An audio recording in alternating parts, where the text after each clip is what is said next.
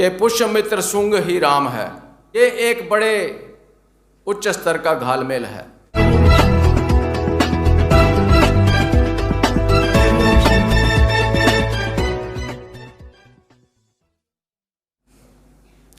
जय श्री राम अपने आप में एक पूरी संस्कृति और एक पूरी विचारधारा को व्यक्त कर देता है। जय श्री राम उस वर्ण व्यवस्था को व्यक्त करता है जिसमें एक व्यक्ति को सम्मान और शेष को अपमान की व्यवस्था रखी गई है।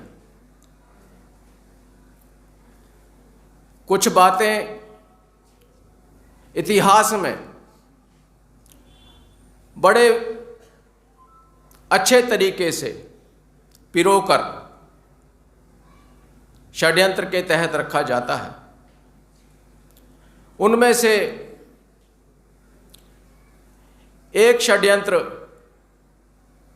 ये भी है कि और हमारी व्यवस्था को उस समय में नष्ट कर दिया गया था। तो ये एक बड़े उच्च स्तर का घालमेल है। जब हम इतिहास के दूसरे परिप्रेक्ष्य को देखते हैं तो हम देखते हैं 6ठी शताब्दी में हर्षवर्धन हुए हैं,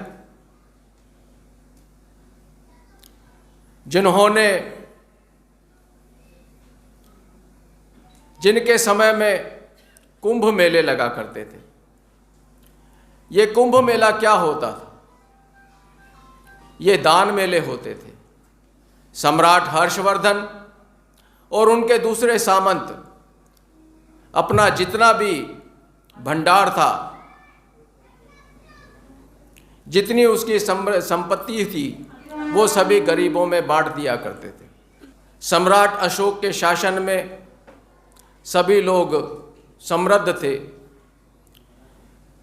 चोरी चकारी के या अन्य किसी अपराध के बहुत कम मामले आया करते थे।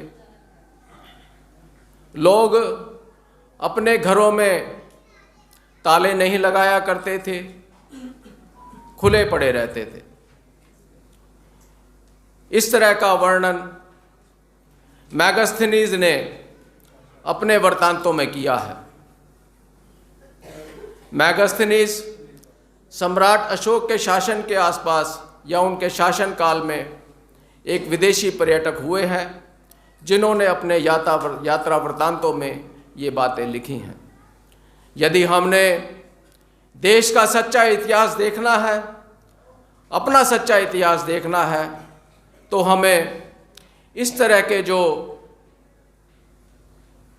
यात्री यहाँ पर आए हैं, उन्होंने अपने यात्रा वृत्तांत में जो बातें कही हैं वही सच्चा इतिहास है। बाकी कल्पनाएं हैं। हमारे पास जो मनुस्मृति के रूप में, महाभारत के रूप में, रामायण के रूप में हमें दबाव दिया जाता है कि ये हमारी संहिता रही है और ये हमारा इसके अंदर इतिहास लिखा हुआ है, ये सब झूठ बातें हैं। हम जातियों के प्रकोप से पीड़ित हैं। जातियां हर एक संस्कृति में एक स्वाभाविक प्रक्रिया होती है। जब हम जंगली थे, आखेट से जीते थे, धीरे धीरे हम में सभ्यता आई तो हमने चाक बनाया, बर्तन बनाने शुरू किए और इसी तरह से सभी तरह के काम किए। जितनी तरह के काम होंगे उतनी तरह की जातियां बनना एक स्वाभाविक प्रक्रिया है। इसमें कोई ऊंच नीच की या ईर्ष्या की, दुर्भावना की कोई बात नहीं होती। विश्व के हर एक समाज में, हर एक राष्ट्र के अंदर ये बात रही है। तो बाबा साहब बताते हैं कि यहाँ पर ये ऊंच नीच क्यों हुई? ये ऊंच नीच हुई वर्ण व्यवस्था की वजह से। वर्ण व्यवस्था ने एक को ऊंचा कहा, दूसरे के कार्य को नीचा कहा और इसकी वजह से ये ऊंच नीच और भेदभाव और ईर्ष्या हमारे अंदर पैदा हुई। तो हमारी इस मूल समस्या वर्णों की व्यवस्था है। जब हम कहते हैं कि हम जाति व्यवस्था से पीड़ित हैं, तो ये जाति व्यवस्था से पीड़ित का मामला हमारा इंटरनल मामला हो जाता है। लेकिन जब हम कहेंगे कि वर्ण व्यवस्था से पीड़ित हैं, तो ये जो वर्ण व्यवस्था है ये पूरी जो हमारे देश की जो ब्राह्मणिकल सिस्टम है, तो ये अटैक ब्राह्मणिकल सिस्टम से जाता है। तो हमें अपने शब्दावली के अंदर वर्ण व्यवस्था ख़त्म करनी है, ये हमें शब्दावली में रहना चाहिए, बजाय इसके कि जाति व्यवस्था ख़त्म करनी है। जातियों की कहीं किसी ग्रंथ के अंदर व्यवस्था नहीं है, जातियों की एक प्रथा है जो हमारे समाज में पैदा हो गई है, और इसके अंदर छुआछूत, ऊंच नीच और भेदभाव, ये कारण, इसका मूल कारण वर्ण व्यवस्था है। तो जब वर्ण व्यवस्था खत्म होगी, तो जब ऊंच नीच और भेदभाव की भावना खत्म होगी, तभी हमारी जातियां भी इसके साथ जुड़ी हुई हैं, जातियों का भेदभाव जुड़ा हुआ है, वो खत्म होगी। इसमें आज का जो विषय है कि हमें समाज, लोकतांत्रिक समाज बनाना है। तो लोकतांत्रिक समाज कैसे बनाना है? लोकतंत्र की पहली एक सीढ़ी होती है जो मैं मानता हूँ, वो है भाईचारा, आपसी भाईचारा, समता, स्वतंत्रता, बंधुता। जब समता, स्वतंत्रता और बंधुता हो जाती है समाज के अंदर, तो यही न्याय होता है। यदि समाज में समता है, समाज में बंधुता है, तो वो न्याय है। तो कहीं ना कहीं जब हमने लोकतंत्र बनाना है, तो हमें न्याय की व्यवस्था बनानी है।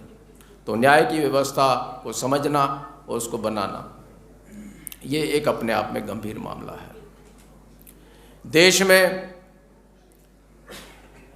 कहा जाता है कि अंग्रेज चले गए, लेकिन इसको यदि सही व्याख्या की जाए तो नए अंग्रेज चले गए और पुराने अंग्रेज शासन कर रहे हैं। नए अंग्रेज चले गए और पुराने अंग्रेज आज शासन कर रहे हैं। उन पुराने अंग्रेजों ने भारत के संविधान को कभी स्वीकार नहीं किया है। एक हम कहते हैं कि भारत का संविधान लागू हुए 70 साल हो गए। यदि लागू होता तो आज हमारी ये परिस्थिति नहीं होती। संविधान को अपनाए हुए 70 साल हुए हैं, लागू होना तो इसका बाकी है। संविधान को लागू करना संविधान बनाने वाले के समाज का काम है। संविधान बनाने वाले के समाज का काम है कि संविधान को लागू करें। ये हमें अपनी भूमिका स्पष्ट माननी चाहिए और बिना संविधान को समझे और बिना अपने आप के भेदभाव दूर किए हुए ये संविधान को हम जब हमारे हाथ में आएगा लागू करने के लिए, तो हम लागू कर सकते हैं। और संविधान हमारे हाथ में आए, हम उस परिस्थिति में आए कि इसको लागू करेंगे।